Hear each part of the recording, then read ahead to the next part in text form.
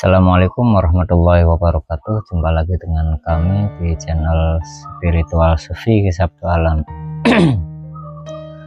Masih banyak orang-orang yang menyangka bahwa ibadahnya itu bisa tersambung atau terhubung ataupun sampai kepada Tuhan yang ada di maha akhirat. Jadi masih banyak yang mengingkari tentang wasilah begitu. Seperti yang sering kami sampaikan bahwa Tuhan itu tidak bisa langsung dihubungi oleh kita tanpa melalui cahaya Tuhan sendiri ataupun wasilah. Karena begini, Allah sendiri di dalam Al-Quran sudah menyatakan gitu, bahwa dirinya itu zat yang maha tinggi. Jadi tidak bisa dijangkau oleh kita sebagai manusia yang berada di alam rendah, maksudnya dimensi rendah gitu. Jadi perbedaan antara dimensi dunia yang ada di dunia dan dimensi akhirat gitu, karena rentangnya sangat jauh sekali. Jadi umpamanya kita berlogika tentang langit maksudnya langit dunia ini, tentang langit yang biru, yang kata orang langitnya warnanya biru gitu. Itu pun kita tidak bisa menjangkau langit. Suara kita juga tidak bisa menjangkau langit seandainya kita tidak menggunakan sebuah teknologi yang bisa menghantarkan suara kita nyampe di ujung langit yang biru itu tadi gitu. Jadi pada dasarnya Tuhan itu tidak bisa dihubungi secara langsung tanpa melalui cahaya Tuhan itu sendiri. Seperti yang disampaikan difirmankan Allah dalam surat Asy-Syura 51. Dan tidaklah patut bagi manusia bahwa Allah akan berbicara kepadanya kecuali dengan perantara wahyu atau di belakang tabir, atau dengan mengutus utusan lalu diwahyukan kepadanya dengan isinya apa yang dia kehendaki. Sungguh dia maha tinggi, maha bijaksana.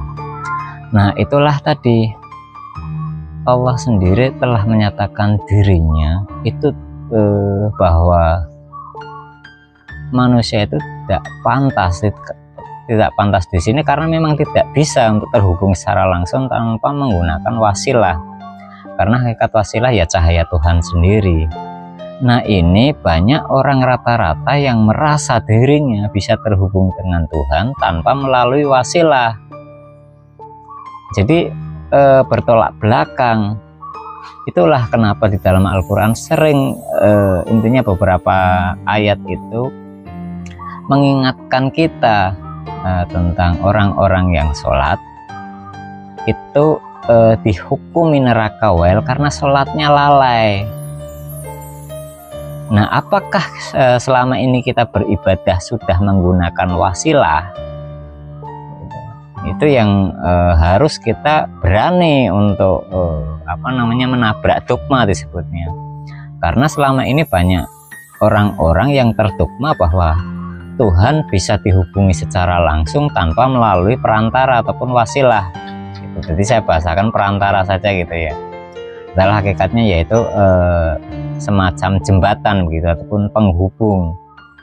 Jadi seperti antara cahaya matahari dengan mataharinya gitu. Jadi untuk menuju ke matahari ya kita harus mengenali cahaya mataharinya dulu gitu. Karena kalau cahaya mataharinya tidak turun ke bumi ya dunia ini gelap. Nah, begitupun dengan hakikat Tuhan. Kita mau mengenal Tuhan kalau tidak melalui cahaya Tuhan sendiri yaitu mustahil. Karena apa? Kalau cahayanya tidak tampak, otomatis kita tidak bisa melihat gitu. Logikanya begitu dulu gitu.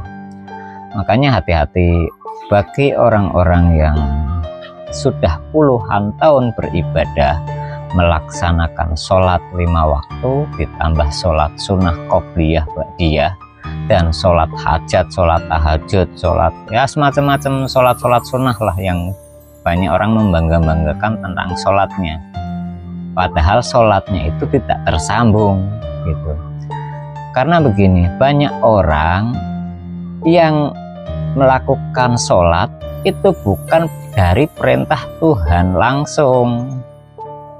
Ayo kalau mau jujur-jujuran, ketika kita melakukan sholat, siapa yang nyuruh kita sholat?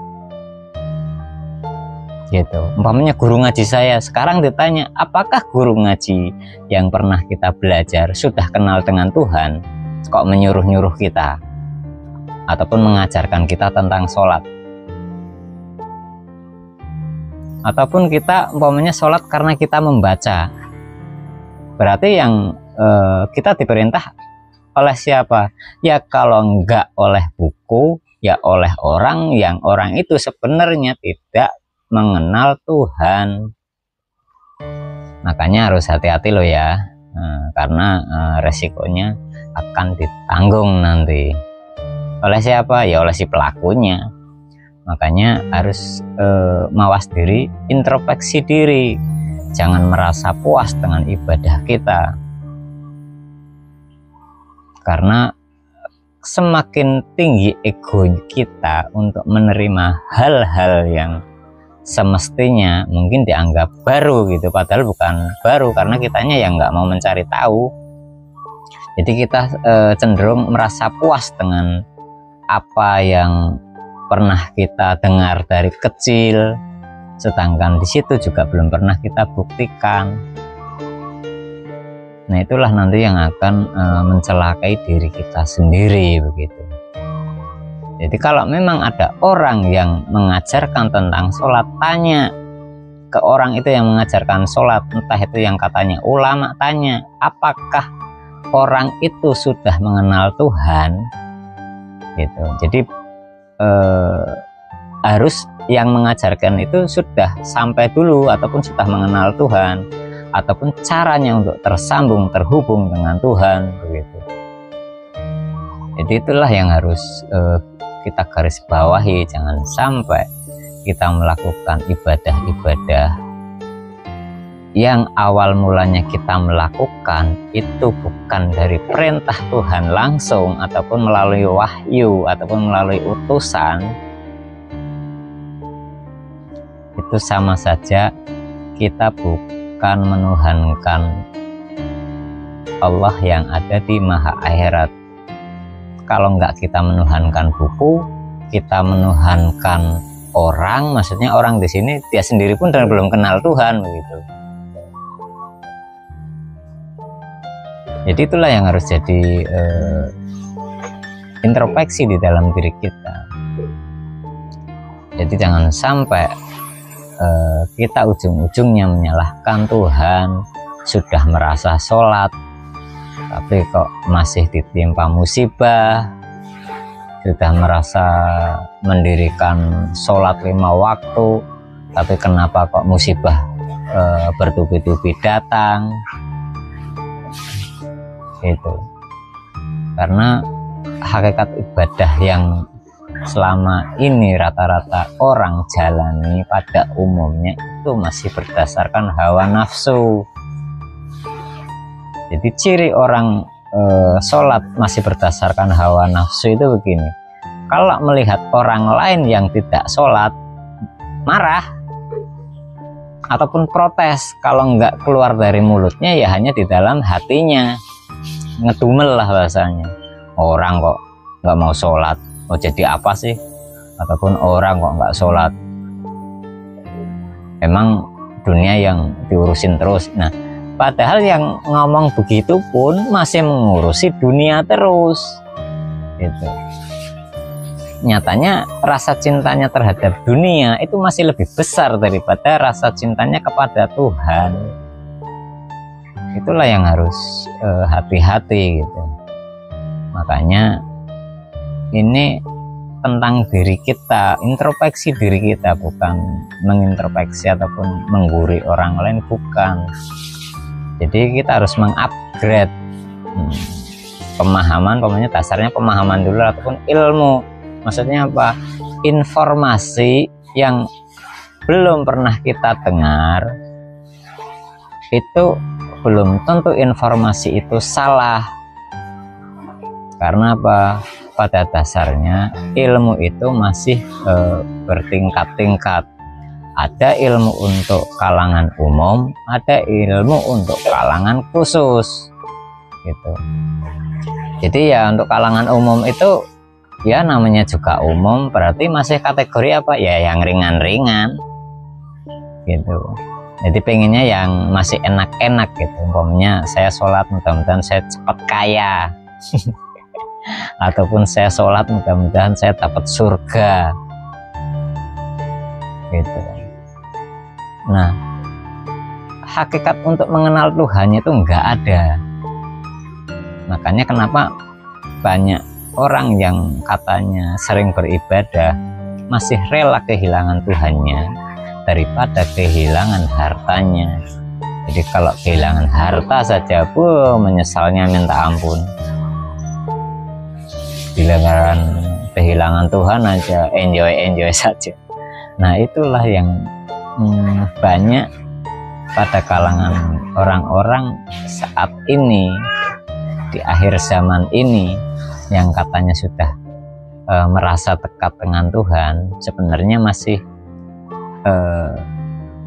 yang membuat dirinya itu merasa dekat dengan Tuhan itu bukan karena Tuhannya, tapi karena kecintaan duniawinya, baik itu harta ataupun hal-hal yang didasari oleh hawa nafsu, ya apapun itu, ataupun kesenangan disebutnya. Jadi menuju Tuhan itu tidak bisa menggunakan hawa nafsu. Selama hawa nafsumu masih ada, kau bukan dekat dengan Tuhan, tapi malah menjauhi Tuhan.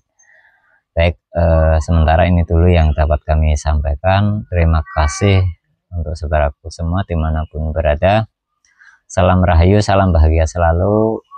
Salam Indonesia bersatu. Wabillahi taufiq wal hidayah. Wassalamualaikum warahmatullahi wabarakatuh.